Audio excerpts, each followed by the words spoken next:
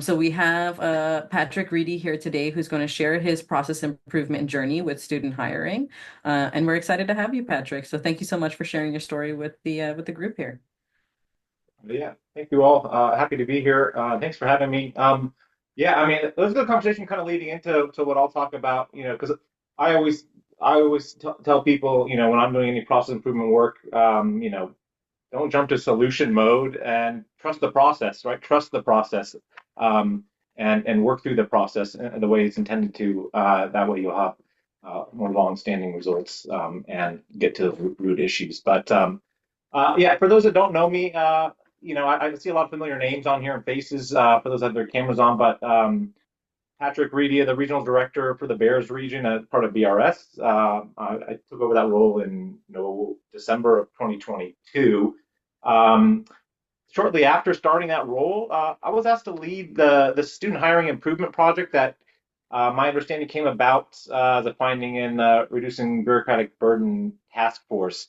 Um, Essentially due to the recruitment of student assistants, seemed to be taking too long, and there was no transparent process on what this was. So, um, that essentially that was in essence the charge. And I thought that a good way to kind of look at this, if you can go to the next slide, Nick, this is the project charter. So this might be familiar to a lot of you. This is something that BPMO uses, and I just thought that if you follow the process, it sticks to the DMAIC, the DMAIC acronyms, and I highly recommend using it for any project that you're going to um, partake, especially as it relates to process improvement. And so, this is our actual project charter. I didn't retouch it up just for the presentation. This is kind of how it was when we started it.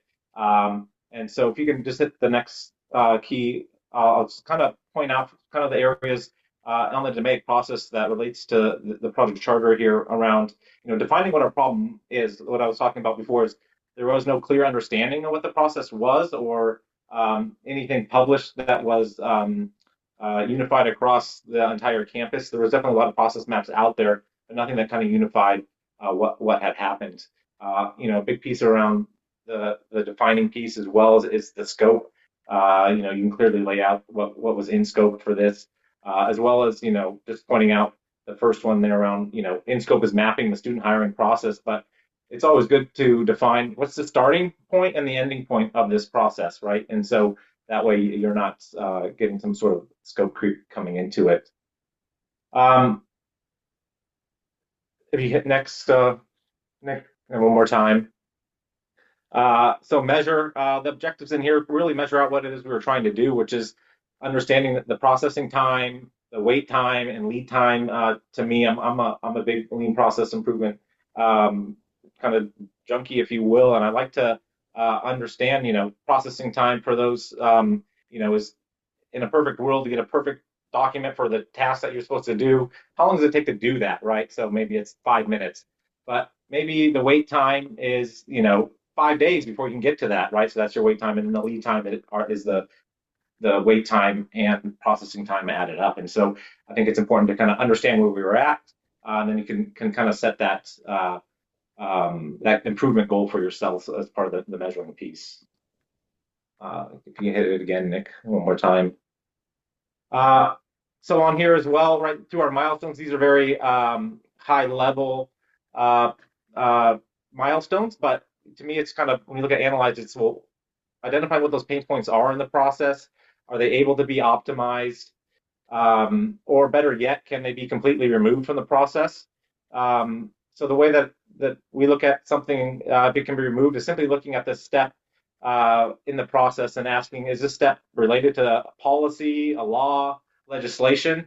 And in my opinion, if it's not, it should be something that's up for discussion. And so to me, that's how we kind of define, well, what steps shouldn't you look at in a process? And so it's just really being critical on, does this need to happen for some sort of control point, law legislation? And if not, it should be on the table to be changed. And so through our process, we analyze these pain points in depth that I'll go into in a second. Can Nick hit it again one more time? Awesome. So improve. right? Reviewing those opportunities that came up to accomplish what our goals were, process improvement, and mitigating risk. Uh, one more time, Nick. Thank you. And then control, right? That's just about publishing the process, transitioning the ownership. So for this project, we had published it, created the pro maps, published them out, reviewed, you know, just within ProMap, it has you review them every 6 months, and then it leads itself to being able to add in new steps as and when needed. And so, on student hiring and hiring in general, with some new things rolling out with a new criminal background checks vendor and the misconduct disclosure process, it's able to slot right in to the work that we had done. All right, Nick, if you could. So outcome, I'll just talk through briefly some of the ways we kind of came to our outcome and what the results were. Next slide, please. So in total, we analyzed the 5 processes and over 34 process steps. So it was from left to right, the kind of smart sheet hiring process, service hub hiring process for student assistants. We also mapped out setting up and accepting either work study or handshake jobs because that was part of the process. Refine that employee HR onboarding process and refine the background check and CANRA hiring pieces as well. Uh, Next slide.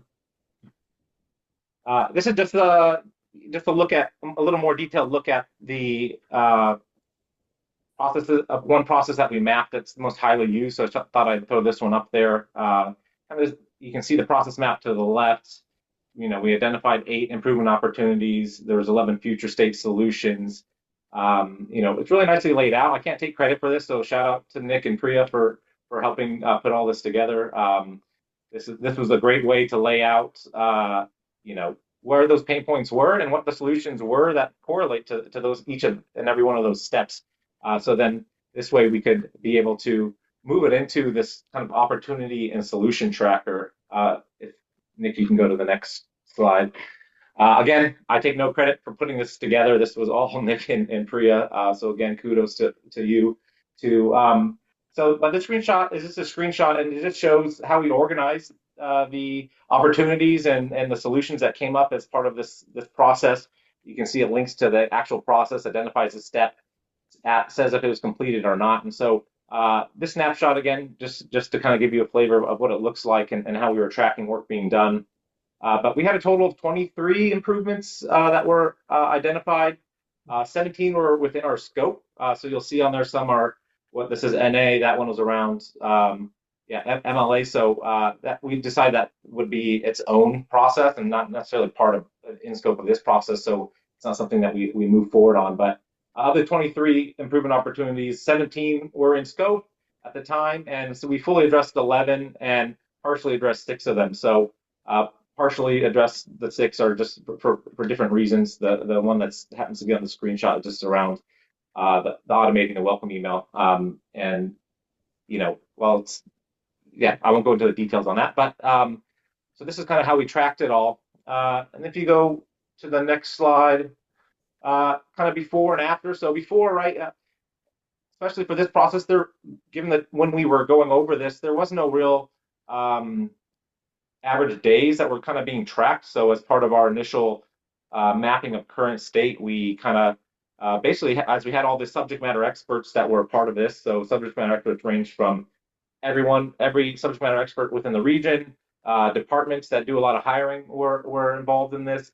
We sent it off to a couple students that had gone through this process to get their input, as well as every single role within the swim lane of the process maps were involved. And so it was just kind of getting that overarching consensus on here's kind of where it's at currently. You can kind of see the time frame there on the left, and then kind of where we ended up on the right. And now we have this regional hiring KPI dashboard. And so this is very high level, kind of truncating down a lot of the work that goes in between here. But I think the key thing here to kind of look at is, yes, there were some improvements in the overall student onboarding piece and path template initiated approval, but those all kind of came about. When you look at the overall kind of changes that were implemented as part of mapping this out and improving the process. was really about getting a higher percentage of complete and accurate submissions coming through to the point of getting that student onboarded. And so by doing that, you cut down on the time that has to happen in that onboarding process of going back and forth of trying to get all the correct information. And so, you know, this is also worth noting that, when we first put this in, student hiring was still pretty high, but still kind of coming out of the COVID hiring piece. I looked, very rough estimate at student hires. So over the same time frame with no additional staff, right? We about roughly 1,000 extra students were hired year over year from the time this was implemented to now. And so it's just good to see that we're able to, um, you know, not increase our kind of wait times in correlation with the volume based on some of the changes that we